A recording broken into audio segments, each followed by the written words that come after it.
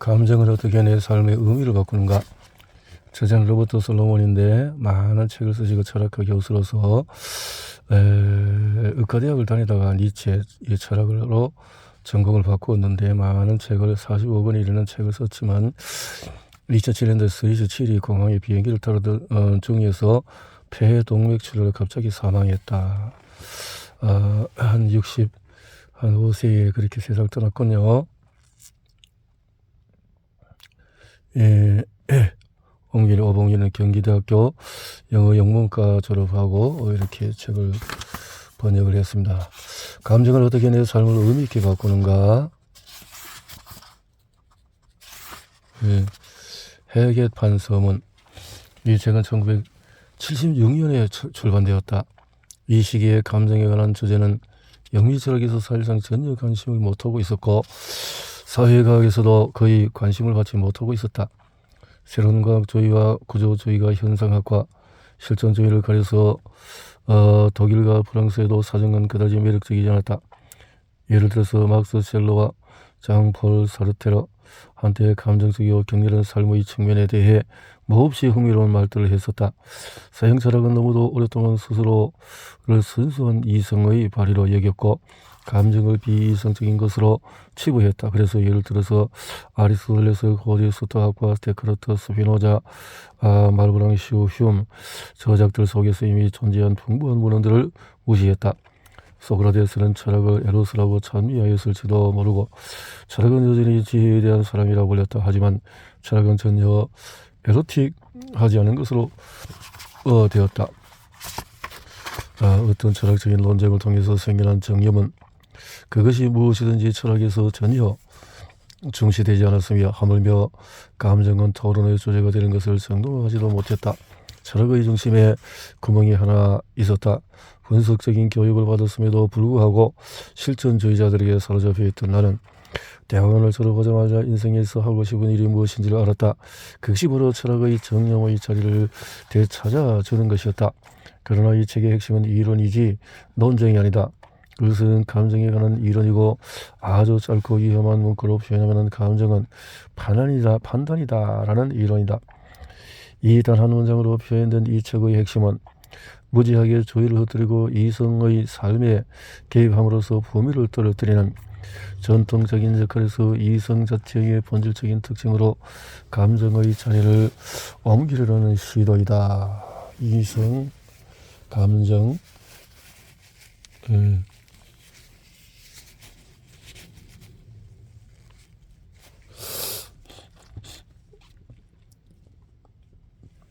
나의 논제는 감정이란 그 자체로 이성적이고 또 감정은 세계를 보고 세계에 관여하는 방법, 정말 마음에 드는 하이데거의 비유로 표현하면 세계에 조율되는 우리의 방식이다.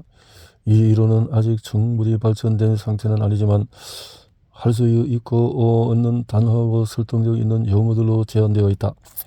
만일 이 이론이 판단의 개념이 가진 복잡성을 지나치게 단순화하고 생리학과 느낌의 역할을 과도하게 최소화하고 욕망의 본질적인 역할을 경시하고 있다면 그것은 지금까지 인지이론으로 명명되어 온 것을 최대한 밀고 나가기 위해서이다. 감정은 단순한 반응 혹은 본능이 아니라 지적이고 세련되며 개념상 세계와 풍부하게 연동한다. 나는 형언할 수 없는 정동에 호소하는 오래된 입장에서 되도록 빨리 벗어나고 싶었고 감정을 흥미없는 것으로 여겨서 이론의 영역에서 기각해버리는 입장에서 되도록 빨리 벗어나고 싶었다. 심리학에서 감정은 동기부여와 감정이란 일반적인 논제에 그저 교육상 매달아 놓은 것에 불과하다. 철학과 사회과학에서 당시 지배적인 견해는 감정에 대해서는 말할 것이 거의 없으며 감정이 형언할 수 없는 것까지는 아니더라도 하찮다는 것이었다. 나는 이런 견해에서 벗어나고 싶었다. 감정을 어쩌면 말로 표현할 수 있을지도 모르고 감정은 존재한다고 보고할 수 있지만 감정 자체는 시인들에게 맡기는 것이 최선일 것이라는 견해에서 벗어나고 싶었다. 감정은 단지 하나의 현상, 인간의 정신 생리학에서 연구되고 이해되어야 하는 진귀한 대상이 아니다. 감정은 그보다도 훨씬 더 유의미하고 감동적이며 본질적이다. 그런 까닭에 정념과 삶의 의미의 사이의 관계는 철학자들이 상당히 당혹스러워하며 대체로 회피하는 중대한 문제이다. 의미에 관한 중대한 문제는 대학 2학년생이 느끼는 혼란으로 세미나실보다도 만화책에 더 어울리는 철학적인 농담으로 취급된다. 그러나 철학자들이 대답하지 않더라도 그들의 침묵 자체가 하나의 대답을 내놓는다. 즉 의미는 없다는 것이다. 삶의 부조리하다는 알베르 까뮈의 응답은 잘 알려져 있지만 대다수 철학자는 그렇게 말하지 않을 것이다. 그러나 종교가 더 잘 대답할 수 있든 아니든 상관없이 이성만으로는 그런 문제에 대답할 수 없음을 솔직하게 인정하는 것이 나을지도 모른다. 합리적인 해석들과 지나친 목적론들, 과학의 호소, 인간의 행복에 대한 공허한 공리주의적인 호소는 모두 저마다의 장점을 가지고 있지만 그 어느 것도 원하는 결과를 성취하지 못한다.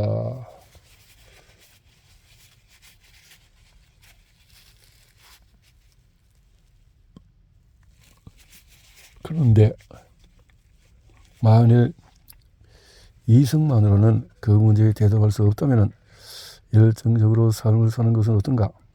내가 넌지시 말하고자 하는 바는 감정들이 삶의 의미라는 것이다.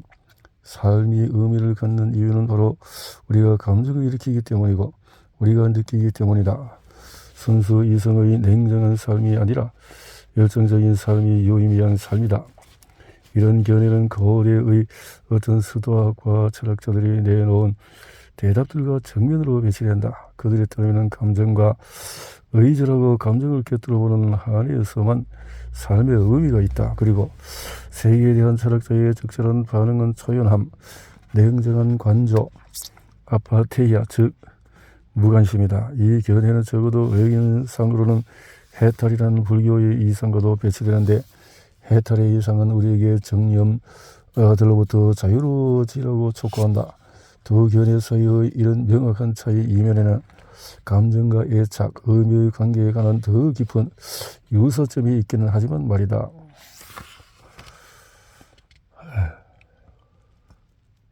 이 책 속에 함축되어 있다. 한편으로는 니체가 너무 소심하게 삶을 향상시키는 정념들이라고 부르는 웅대한 감정들이 있다.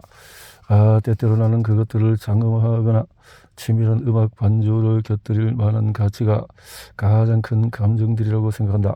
이런 감정들이 삶을 잘 살게 이끄는 추진력이다. 삶을 예술작품으로 만들 듯이 살아가게 하고 의미와 의미들로 가득 차 있는 삶을 살도록 이끄는 힘이다. 다른 한편으로는 니체가 삶을 망치는 정념들이라고 부른 감정들이 있는데 이것들 때문에 우리는 어리석음에 질질 끌려가게 된다. 이런 감정들은 우리의 삶을 하찮고 결합함이 있는 것으로 규정한다. 만일 누군가가 이런 감정들을 위한 배경 음악을 작곡하고자 한다면 그것은 키치 스타일의 음악일 것이다.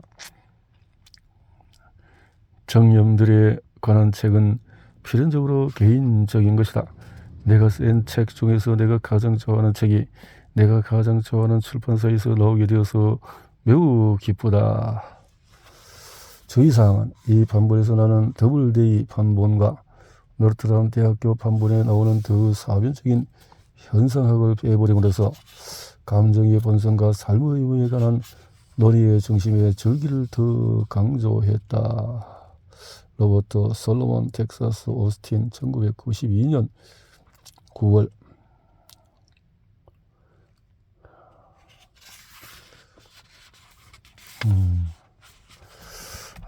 정말 긴 책을 쓰면서도 이 책 저자가 의사로서의 생을 보냈으면 건강은 더 지켰을까요? 글쎄요.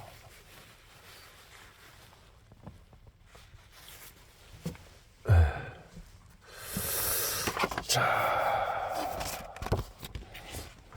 서문에서 삶은 부조리하다. 아니, 그렇지 않다. 그러나 우리의 반박은 설득력이 없다. 우리의 반박에는 지적인 확신이 없다. 삶은 부조리하다라는 불평은 인간의 이성 전체에 의해서 뒷받침되는 것처럼 보인다. 반면에 우리의 반응은 그저 본능적인 반응에 불과하다. 다시 말해서 삶이 아니라 자신이 부조리하다는 것을 깨달은 그 삶이 뭐라고 꼬집어 말할 수 없는 어딘가가 잘못되었다는 직감에 불과하다. 우리 자신이 그런 불평을 할 때조차도 종종 그렇듯이 그 불평은 우리에게 간신히 들여다 보이는 자기와 자기 기만의 불쾌한 느낌을 준다. 그러나 현대의 감수성을 표현하는 경구에 가까운 그 불평 자체의 지적인 정직성은 도전받지 않는다. 고집스럽게 지속되는 우리의 일상생활과 그 속에서 계속 이어지는 습관들에 의해서 무시되거나 가장자리로 밀려나가기는 하지만 말이다. 문제는 우리 자신에 대한 오해다. 이 오해는 우리로 하여금 삶은 부조리하다. 인간은 쓸모없는 정념이다. 궁극적으로 그 어떤 것도 아무런 의미가 없다라는 극복에는 반박할 수 없는 결론을 내리게 한다. 최고의 철학자들이 다양한 정도의 설득력과 절망을 담아 이런 결론을 표명했다. 그러나 이것은 독특하게 현대적인 오해는 아니다. 이것은 정확히 똑같은 부조리 의식을 피하고 삶 자체의 외부에 있는 어떤 신적이거나 초역사적이거나 유토피아적인 인간 삶의 의미를 입증하거나 상정하려는 시도의 중심에 놓여 있다. 문제는 우리의 비이성, 이 땅은 터무니없고 항상 헛된 우리의 욕망과 기대들, 때로는 마음을 밝게 하지만 혼란스럽게 하고 파괴적일 때가 더 많은 우리의 기분과 감정들이라고 말하는 경우가 자주 있다. 이 책의 주제는 아주 간단히 진술할 수 있다. 즉 정념은 우리 삶에서 중추적이고 결정적인 역할을 하는데 너무도 오랫동안에 지속적으로 부정당해 온 그 역할을 정념에게 돌려주는 것이다. 또한 소크라테스 이후로 계속해서 서구의 철학과 종교와 과학을 전적으로 지배해온 객관성과 자신을 비하하는 이성의 허세를 제하는 것이다. 우리의 정념들은 너무도 오랫동안의 철학에서는 그저 주석에나 속해 왔고 심리학에서는 가로 안에 넣어지기만 해왔다. 마치 정념들이 주제넘게 나서 방해하고 기분 좋게 주의를 딴 데 돌려줄 때도 있지만 더 고상한 용어로 이해되어야 하는 사람들을 배반하지는 않더라도 당혹스럽게 전복시키기나 하는 것처럼 말이다.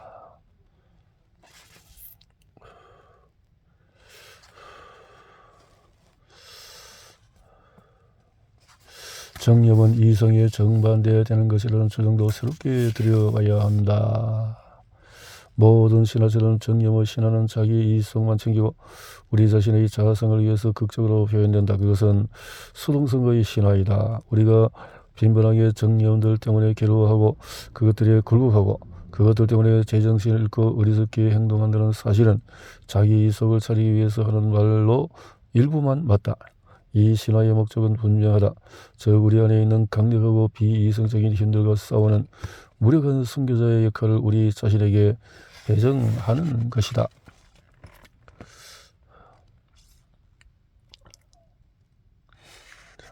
정념에 대한 우리의 언어와 사유는 이런 수동성의 신화 투성이다. 호랑이에 덫이나 늪에 빠질 수 있는 것처럼 우리는 사랑에 빠진다. 우리는 강력한 약을 접종받기나 한 것처럼 무서움 때문에 마비된다. 팔이나 목에게 괴롭힘 당하듯이 우리는 자책에 괴롭힘 당한다.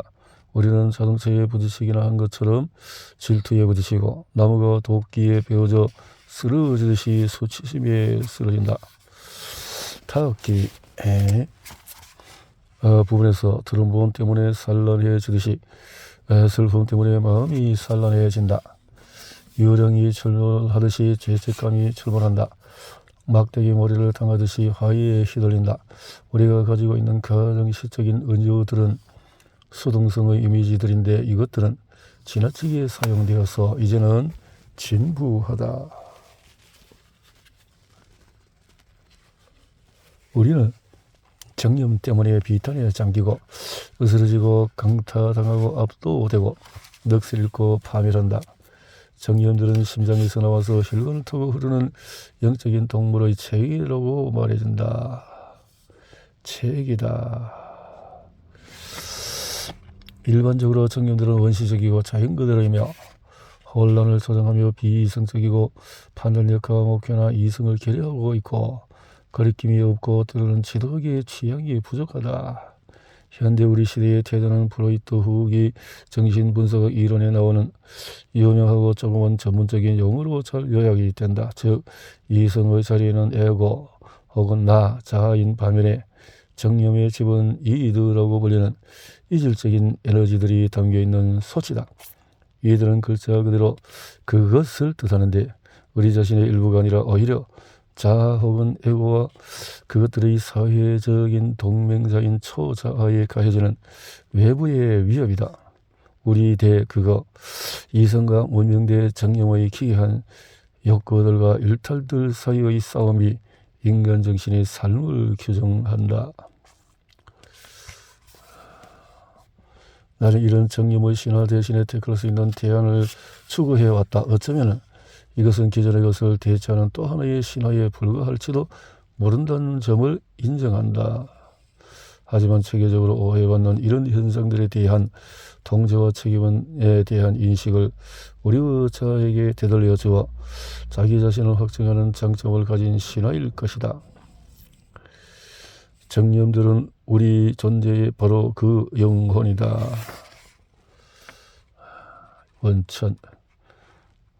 우리가 우리 삶을 의미들로 채우는 것은 바로 정념들을 통해서이다.